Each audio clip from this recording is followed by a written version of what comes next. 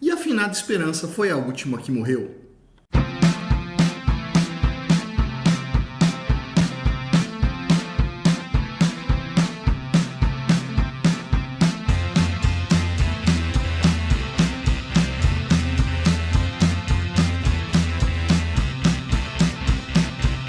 E na videoaula de hoje, atendendo aí insistentes pedidos, hoje a gente vai falar sobre o Inferno de Dante, vamos falar sobre um pedaço aí da Divina Comédia. Pô, Fábio, mas isso aí é um canal sobre história, você vai falar sobre literatura. Cara, você acha mesmo que uma coisa e outra estão desconectadas uma da outra?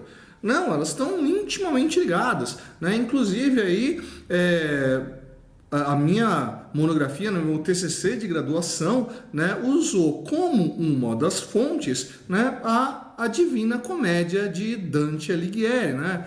Um dos livros aqui que eu mais tenho versões na minha casa, né? Eu tenho esse aqui que é uma edição mais simplesinha, né,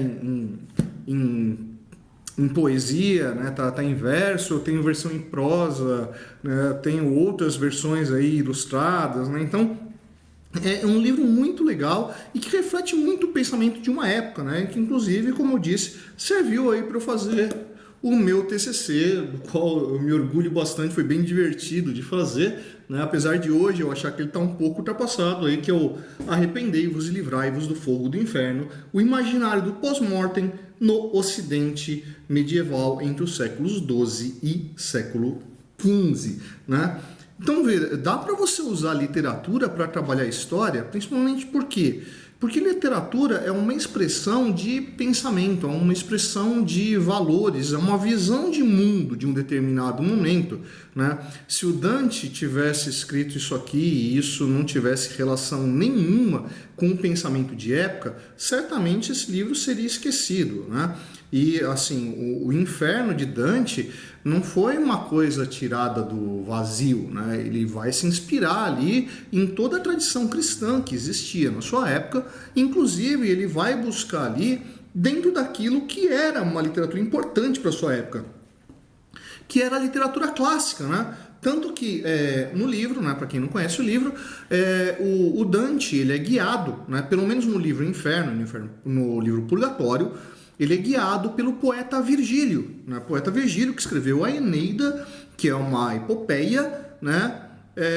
Inclusive a Divina Comédia é uma epopeia, só que uma epopeia medieval, enquanto a Eneida é uma epopeia romana, né? E vai seguir assim mais ou menos uma mesma estrutura do que a Eneida, do que a Odisseia, do que a Ilíada, né? Esse tipo de literatura. E a importância da Divina Comédia, né? Que na época não tinha esse nome, né? Na época o nome era A Comédia.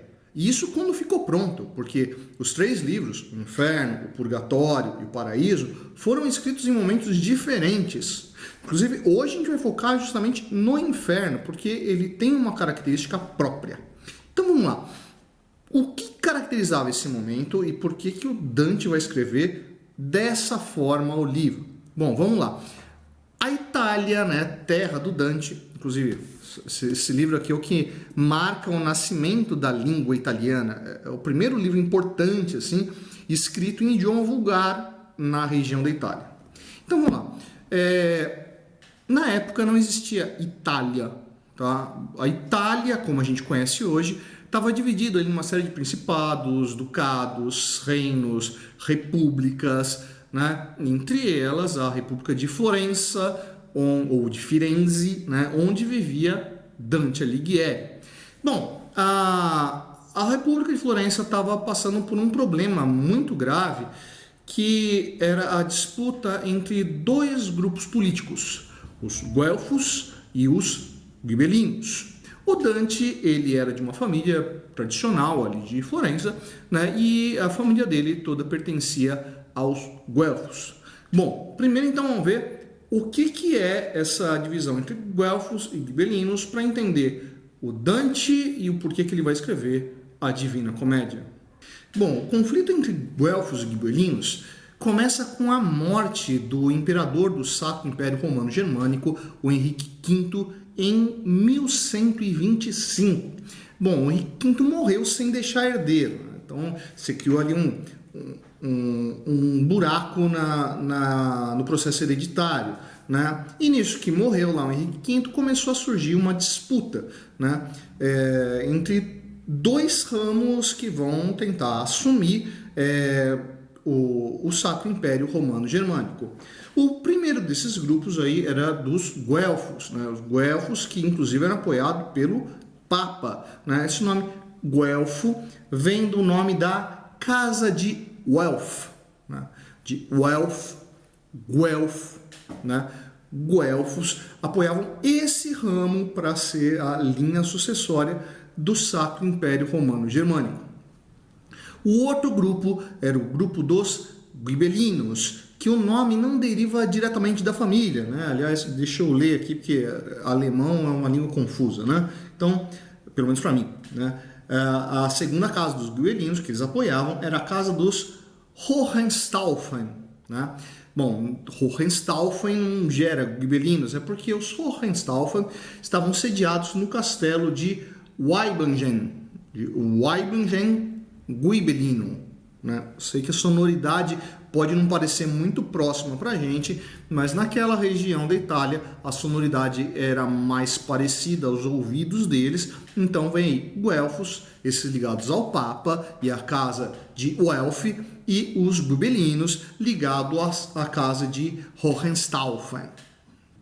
Bom, esse conflito entre guelfos e Ghibellinos começa lá no século XII, lá com a morte do Henrique V, e avança até o século XIII, momento em que viveu Dante, momento em que Dante vai escrever a Divina Comédia.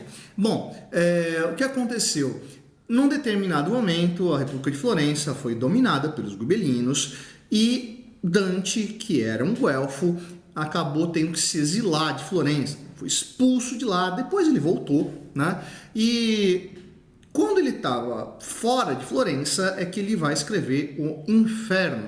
Bom, quando ele escreve o Inferno, ele era bem mais jovem, né? No Paraíso, quando escreve o Paraíso, ele já está bem mais velho, tanto que é bastante sensível quando você lê a Divina Comédia, a diferença de postura de Dante quando ele escreve o Inferno de quando ele escreve o Paraíso, né? Quando ele escreve o Inferno, ele tava muito pau da vida. Ele tem um ódio visceral, tanto que ele pega uma série de Ghibellinos e coloca no Inferno, né? Não só Ghibellinos, né? Outros desafetos políticos, outras pessoas que ele via como um grupo errado, ele coloca no Inferno, né? Percebe então que a literatura aí ela vai ser importante para marcar o quê? O que era a interpretação de bem, mal, certo e errado, e também toda essa relação política que vai estar presente. Quando o Dante está lá, já escrevendo Paraíso, ele já está velhinho, né? Ele já está bem mais tranquilo, né? Todo aquele ódio da juventude já tinha passado, ele já não achava mais razão para tanto, né? Então o Paraíso, assim, na minha modesta opinião, é até um pouco chato de se ler, né? Enquanto o Inferno não, porque o Inferno é muito legal, né? Ele é muito envolvente porque está todo preso nessa paixão que o Dante tem enquanto está escrevendo. Bem, então, o comecinho lá do Inferno de Dante, né? O Dante está lá perdido numa floresta, né? E encontra um fantasma. O fantasma é o Virgílio, e o Virgílio convida ele para fazer esse passeio pelos 3 espaços do pós-mortem, né? E vai começar pelo Inferno. Então, ele pega o Dante e leva até o Inferno. Bom, o Inferno, né? Essa geografia que o Dante monta, que nem eu já falei, não brotou espontaneamente da cabeça dele. Ele vai retirar de uma série de mitos que são próprios do seu momento, né? Então, ele vai mostrar o quê? O inferno seria como um grande abismo composto por círculos concêntricos, que teria sido formado quando né, o Satanás, né, o Lúcifer, né, perdeu a rebelião dele lá no paraíso e foi arremessado na Terra. Nisso que ele foi arremessado na Terra, ele criou um abismo, ele afundou a Terra, né? Então esse abismo lá no centro está o próprio demônio. Bom, quando ele empurra a Terra, né, a Terra também se ergue numa montanha. Essa montanha seria então a montanha do purgatório, com uma série de escalas que vai chegar ao céu. O céu também vai estar dividido em círculos concêntricos, né? Então toda essa estrutura está composta por espaços, né? Então você já imagina a parte mais alta, né? Os primeiros círculos do inferno, vamos ficar no inferno, que são os pecados mais leves, e aquilo que está mais próximo do demônio, que está lá no fundo do inferno, são os pecados que ele vai considerar mais graves. Para a gente começar o inferno, vamos falar da entrada do inferno. Quando o Virgílio está lá levando Dante para o inferno, ele dá de cara com a porta do inferno. E a porta do inferno é muito legal porque tem uma placa nela com um texto. Né? E eu vou ler esse texto aqui para vocês. Eu vou ler no italiano, assim, me desculpa porque eu não falo italiano. Né? Eu vou colocar a legenda aqui da tradução. Tá? Vou ler em italiano justamente por causa da poesia, né? Da rítmica que ele estabelece, que em português não fica lá aquelas coisas. Então, ó. Per me ci va nella città dolente. Per me ci va nell'eterno dolore. Per me ci va tra la perduta gente. Giustizia mosi il mio alto fattore. Fesseme la divina potentaste, la somma sapienza e il primo amore. Dinanzi a me non for cose create, se non eterne, e io eterno duro. Lasciante ogni speranza, vote entrare. Percebe o que fala? Né? Foi pro inferno? Acabou, nego. Desculpa aí. Ou você ajeitou suas coisas em vida, ou quando você passou por essas portas, abandona toda esperança. Não tem mais jeito, você perdeu. Percebe o que ele está apresentando aqui e que não é dele, é de todo o seu momento. Ele está dizendo que, cara, a vida é um momento onde você se prepara para o eterno. Enquanto você está vivo, você constrói relações sociais com todas as pessoas que estão aqui, que vão te auxiliar a garantir uma boa passagem. Se você foi para o inferno, cara, você está perdido. Vamos lá então. O Dante ele vai acabar dividindo o inferno em 9 círculos. Eu não vou falar de todos especificamente, você vai achar uma série de vídeos, uma série de blogs, uma série de textos na internet que vão falar isso muito mais tranquilamente. E não é essa a atenção aqui, afinal de contas você está interpretando a história. Então vamos lá. O inferno do Dante está dividido em alguns espaços. Né? Quando você pega assim, do primeiro até o 6º círculo, você vai encontrar o quê? Aquele espaço ali é o espaço das pessoas que cometeram uma falha, mas que essa falha não foi dolosa, essa falha não foi intencional. Era algo que ou era da natureza delas, né? Pecados que vão ser como, por exemplo, a gula, já vamos falar disso aí, né? Que levaram a pessoa a pecar e por isso elas estão no inferno. Do 6º círculo para frente, esses são os pecados dolosos, né? Os pecados intencionais, aqueles que foram pensados, racionalizados e por isso tem que ser punido com o máximo rigor. Antes de falar dos círculos, deixa eu falar 2 espaços ali que estão bem na entrada do inferno, que são muito representativos. O primeiro é o chamado vestíbulo ou antessala, que é a entrada do inferno, ali do lado da porta. Né? E o que é isso aí? É um espaço de um sofrimento desgraçado. Né? As pessoas ficam ali rastejando na lama com vespas gigantescas, picando elas o tempo todo, num sofrimento constante. Quem é que está lá? Lá está o cara que não foi nem bom para ir para o céu, nem ruim para ir para o inferno. Sabe o cara que fica no meio do caminho? Sabe o em cima do muro? O isentão, o que não toma partido nenhum, o que não se decide em nada, aquele que fica, né, covarde, aquele que não toma postura. Pois é, esse está nesse espaço que ninguém aceita. Encaixa isso dentro do conflito entre Guelfos e Gibelinos. Percebe que esse grupo aí é um dos que o Dante tem mais ódio. Como assim? Diante de uma relação que é praticamente santa. Lembra lá que os guelfos do lado do Dante, inclusive, estão ligados ao Papa, né? Então, como é que você não se posiciona? Como é que você não toma partido? Como é que você não participa, né? Cara, você nem o inferno vai aceitar. A segunda parte que eu quero falar é justamente do primeiro círculo. O primeiro círculo, que é onde vive Virgílio, né? Quem está no primeiro círculo do inferno? Os não batizados, né? Então, assim, crianças não batizadas, pessoas pagãs, estão todas ali. E também caras como, por exemplo, Virgílio, que, assim, não conheceram a graça do Cristo, né? Não conheceram Jesus. E aí os caras estão lá, né? Isolados, sem ter acesso à salvação, mas que o Dante dá uma esperança, né? Assim, ó, esse pessoal, ó, tem um cara legal pra caramba, tem lá o Virgílio, né? Esse pessoal, quando vier o juízo final, né? Jesus vai voltar, vai encontrar essa galera e falar, não, ó, vocês que são legal, vem comigo. Tanto que ele até fala assim, ó, teve um momento, né, que apareceu aqui um cara, ele está falando do Cristo, e esse cara veio e levou todo aquele pessoal do Antigo Testamento, sabe? Isaías, Isaac, Jacó, né, Elias, aqueles profetas todos que estão lá na Bíblia, né? Assim, esse cara veio, né? Quando ele morreu, chegou aqui, ó, galera, vocês são meus, levou para o céu e depois foi junto com eles, né? Ó, o que é o limbo? É um espaço de tristeza. As pessoas sofrem por solidão, por frio, por vazio, né? Então, os caras estão lá na antessala, lá no vestíbulo do inferno, estão sofrendo muito mais do que o pessoal que está no primeiro círculo. Por quê?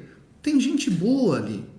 Só que esse pessoal não conheceu Cristo e por isso está condenado.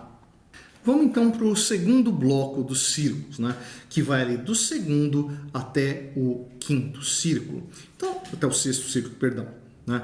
Então lá, segundo círculo é o círculo da luxúria, né? Então lá foram, como eu falei, esse primeiro bloco, esse segundo bloco, estão lá os pecados sem dolo, né? Não intencionais, que fazem parte da natureza das pessoas. Então o segundo círculo, né? Que o primeiro é lá o limbo, né? Tá o círculo da luxúria, que é o vale dos ventos, onde as pessoas são arremessadas de um lado para outro, né?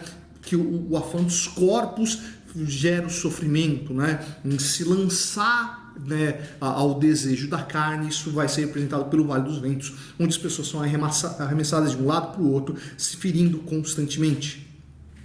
Terceiro círculo, o lago de lama, é o espaço do pecado da gula, né? Lá no lago de lama as pessoas estão amontoadas uma por cima da outra, num lago gigantesco, né? E lá, inclusive, é onde está o cérebro, o cão de 3 cabeças que vai lá e castiga eles constantemente, né? Esse desejo insaciável do cérebro de devorar, está ligado diretamente ali a esses que cometeram o pecado da gula. Quarto círculo, o círculo da ganância, que é a chamada colina das rochas, né? Tudo aquilo que as pessoas acumularam de riquezas na vida e se prenderam aquilo vai se tornar um peso gigantesco, né? Na forma de grandes rochas que elas são obrigadas a carregar e arremessar umas contra as outras, né? Chocando-se uns aos outros e sofrendo com o peso dessa coisa que eles carregaram pela vida inteira. E aí a gente chega ali no quinto círculo, que na verdade não é um espaço como os demais, ele é um rio, né? Aliás, é um rio, né, que está dentro da mitologia greco-romana desse espaço do inferno, que é o rio Estige, né? E o rio Estige, lá nesse espaço de Dante, né, é um rio gigantesco onde as pessoas estão lá atoladas, né, e elas ficam tentando subir para respirar. Ali tá os que foram condenados pelo pecado da ira. Inclusive, não há espaço para todo mundo respirar e eles ficam se segurando uns nos outros e puxando um ao outro para se afogar e subir para respirar. E toda vez que eles conseguem, alguém embaixo vai lá e puxa eles, né? Quando eles puxam esse sujeito, ele volta para o fundo do rio. Então é um afogamento constante. Isso de que quando você está irado, você não tem espaço nem para respirar. Saindo do rio Oeste, chegamos então à cidade de Dite, ou cidade de Dis, né? Que é uma zona de fronteira. Essa passagem daqueles que cometeram pecado sem dolo, né? E aqueles que cometeram pecado com dolo, com intenção. Na cidade de Dite não estão exatamente condenados, né? Os condenados que estão ali são principalmente os anjos caídos, aqueles que participaram da rebelião de Lúcifer e estão ali, né? A cidade de Dite ela é marcada por uma série de fogueiras, abismos, é um espaço terrível, tenebroso, de onde não tem como se passar, ou seja, aqueles que passaram da cidade de Dite, então nos círculos inferiores, jamais vão ter como voltar, né? Passando a cidade de Dite, você chega ali ao Vale de... Perdão. Você chega ao Cemitério de Fogo, é o 6º círculo, né? No Cemitério de Fogo está o quê? Lá é o espaço dos hereges. Ó, de novo, chegou ao espaço daqueles que cometeram pecado com intenção. Então você vai encontrar todos aqueles que se voltaram contra a igreja. Entre eles vai estar ali o próprio Muhammad, né? O Maomé, né? Porque afinal de contas o cara conheceu o cristianismo e criou uma nova religião. Percebe que o Dante ali ele está inserido dentro do espírito cruzadista, né? Que as cruzadas chegaram até o século XIII, né? E vai acabar demonstrando essa imagem do herege como um gerador de mal, um cara que prejudica a comunidade, que ele faz mal ao meio social. Lembra que o Dante é um cara que apoia o Papa. Agora os círculos começam a ficar mais complicados. Chegamos ao 7º círculo, que é o Vale de Flegentonte, né?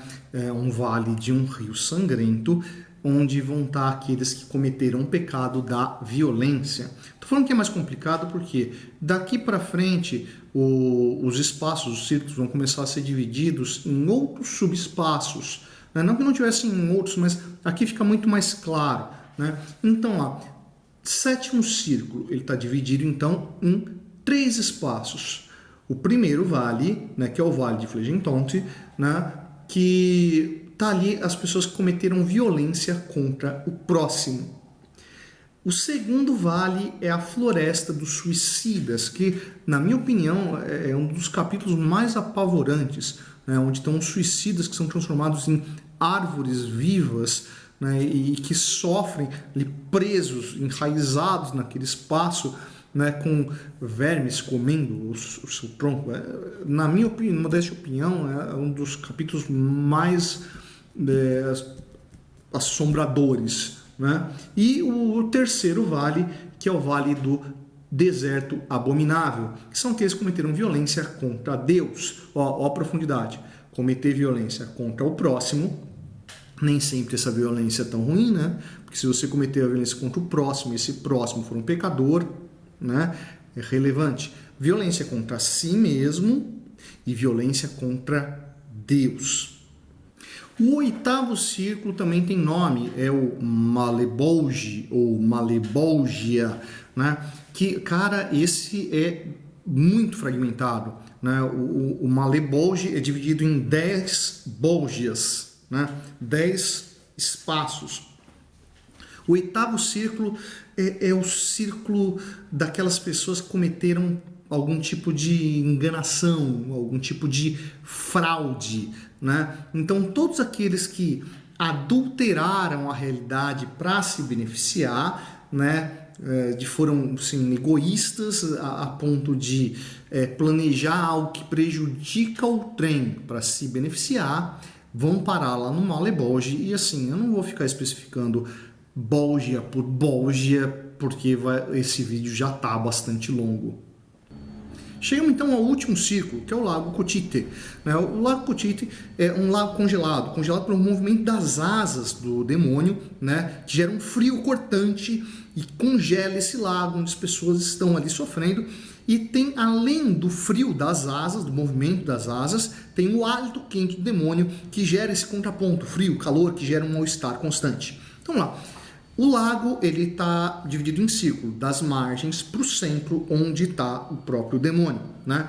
O mais afastado é chamado de Caína, Caína de Caim, que está destinado àqueles que traíram pessoas da própria família, né? O segundo, né, na sequência, a esfera de Antenora, né? Antenora está destinado àqueles que traíram a sua pátria, né? As pessoas que vivem na mesma terra. De novo, guelfos, guibelinos, né? Olha o quanto ele relaciona essa ideia com a ideia de certo, errado, bem e mal.